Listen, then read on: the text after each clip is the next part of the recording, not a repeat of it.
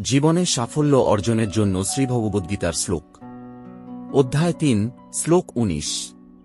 তস্মাদ অসক্ত সততম কর্ম কর্ম সমাচার, অসক্ত হায়াচরণ কর্ম পরম আপনতি পুরুষ।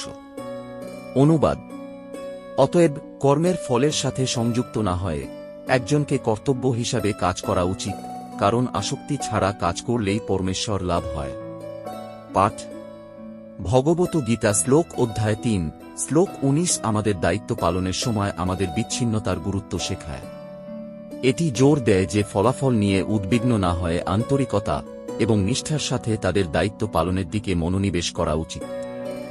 এটি করার মাধ্যমে আমরা অভ্যন্তরীণ শান্তি এবং প্রশান্তির একটি অবস্থা অর্জন করতে পারি এবং শেষ পর্যন্ত আধ্যাত্মিক মুক্তির সর্বোচ্চ লক্ষ্য অর্জন করতে পারি।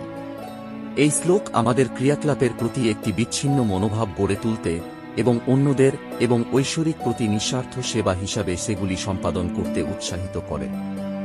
অধ্যায় ৩, শ্লোক ২১। ইয়াদ ইয়াদ আচরতি শ্রেষ্ঠ স্তাৎ তদ্দৃঢ়তারো জানা, সা ইয়াত প্রমাণং কুরুতে লোকস্তদ অনুবর্ততে। অনুবাদ: মহামানব যে কাজই করেন না কেন, সাধারণ মানুষ তার পদাঙ্ক অনুসরণ করে, এবং তিনি দৃষ্টান্তমূলক কাজের দ্বারা যে মানদণ্ড স্থাপন করেন, সমস্ত বিশ্ব তা অনুসরণ করে।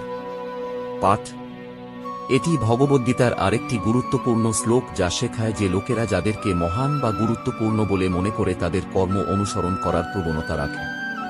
অতএব নেতৃত্ব বা প্রভাবের অবস্থানে থাকা ব্যক্তিদের জন্য একটি ইতিবাচক উদাহরণ স্থাপন করা এবং নৈতিক ও নৈতিক নীতি অনুসারে কাজ করা গুরুত্বপূর্ণ, কারণ তাদের কর্ম অন্যদের দ্বারা অনুকরণ করা হবে।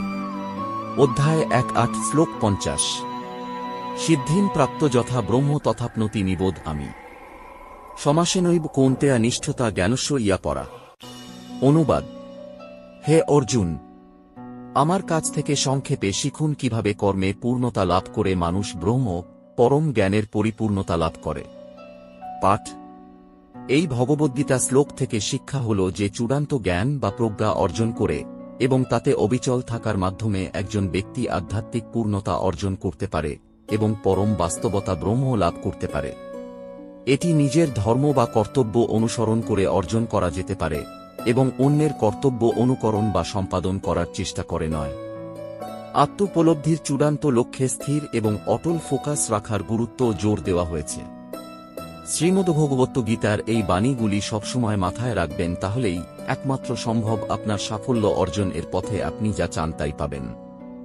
ঈশ্বর আপনার মঙ্গল করবেন। আজকে এখানেই শেষ করলাম। আপনাকে অসংখ্য ধন্যবাদ আপনার মূল্যবান সময়টুকু আমাদের দেওয়ার জন্য।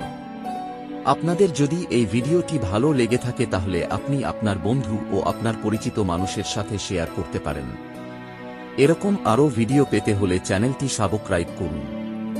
নমস্কার, ভালো থাকবেন। জয় শ্রীকৃষ্ণ। রাধে রাধে।